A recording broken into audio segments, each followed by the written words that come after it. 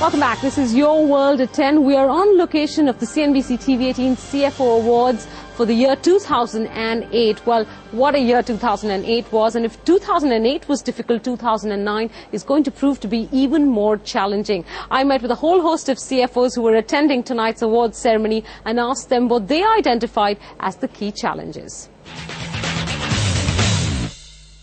The fact that CFOs probably have to manage with change. They have to deal with change. And that's also beginning this year, actually, surprisingly. Sure.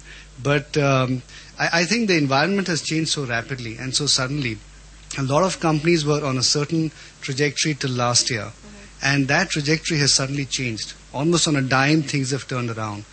Commodity prices which were going up, which were in shortage, that has suddenly changed. Funding which was hard to come by, which was easy to come by earlier, is now suddenly very difficult to come by. Investors who were dying to invest in your companies now are no longer themselves even surviving in a number of cases. And of course, demand is drying up as well in a number of sectors. So I think it's just, a lot of companies are geared differently to do business differently till last year, had organized themselves differently from an organizational and a financial standpoint, and now are having to really turn very rapidly and change the entire way that they're operating, thinking, and managing from a financial standpoint.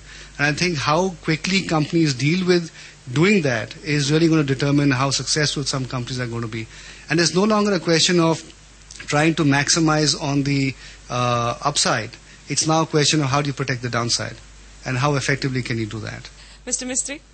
I think the key challenge now is to convince international investors that we have the best of corporate governance practices in India. Mm-hmm. People are worried post-Satyam. People are worried post a lot of other things that have been talked about. And we need to convince people that we really have the best of practices, that what happened at Satyam or what happened elsewhere is just an aberration, and we are right where we need to be. The other thing we need to focus on is risk management. I mean, this whole problem in the West happened because the risk management systems were not geared enough, well enough to take care of the problems, and I think that's something we need to strengthen. So we need to do some amount of introspection, understand what the risk management systems in our companies are, how well geared we are to take care of any contingency. We've seen the kind of volatility we've seen in financial markets in the last 2 quarters is absolutely unprecedented. Okay, all right. I'll come to you, Mr. Doshi. I saw you coming in late. Well, I would like to tell a story. Okay, sure. I keep on comparing what was happening last year with the Space Mountain ride in Florida, in the Disney World. You've been on it? I've been on it. Okay. So now that ride goes up and down, sideways, at varying speeds. And compare it with what was happening, that while it might have taken a rupee to strengthen from 48 to 39 over a period of 2 years, but how it moved from 39 to 45, or what happened in the last few days between 48 to 52 in just 80 days. I mean, if you see all those changes, then you will find that it's completely uncertain at what pace the change is coming. Okay. But the unique feature of the Space Mountain ride is that it is in complete darkness. Mr. Singhvi, you're the only one who's brave enough to talk about politics. Let me pass the mic on to you. In politics, I'm as immature and as naive as anyone else in this room. Oh, in politics? Yes. But my take is that I think we've gone through various coalition governments in the last 18 years, right from Narasimha Rao, whom we all thought was there for 6 months and he carried on for 5 years. And then we had the people like I.K. Gujral and Devi Gowda and all that. So we have gone through all this journey, and I don't think it's going to impact us as much as it would have impacted us 15, 20 years back. I think we have moved quite a bit. Knowing the class of politicians, I don't think our expectations are too large. And I think managing expectations would be, as Bharat said, managing expectations would be a huge challenge. And we must learn to live with that. But I would just want to take one point here and away from politics. I heard Suman saying this, and I heard Keki, and I heard Bharat. My views are a little different. I think the pendulum has swung completely on the other side. As I was talking to Udayan just before this questioning started, I think we were carried away, or we were getting carried away completely by the exuberance and irrational. Okay? So 2008 January or February were completely new things for us. And we were getting as if this is going to last for long. And now we have come to a scenario in March 2009, just in 13 months, thinking that it's a doomsday scenario. Neither that was right, nor is this going to be right. I think it's going to be a middle path somewhere. I think today it suits everyone to say, oh, things are pretty bad. So all inefficiencies are getting covered up, and that's bad.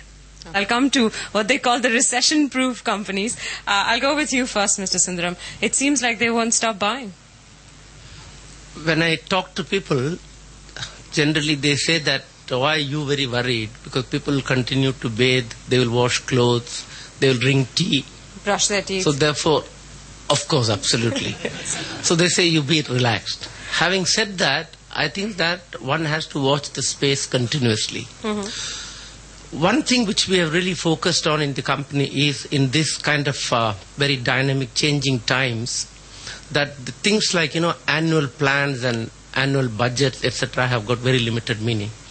So what we really do in the company as a very entrenched business process is to do continuous forecasting of the business. Because we have seen in 2008 how the commodity scenario was behaving.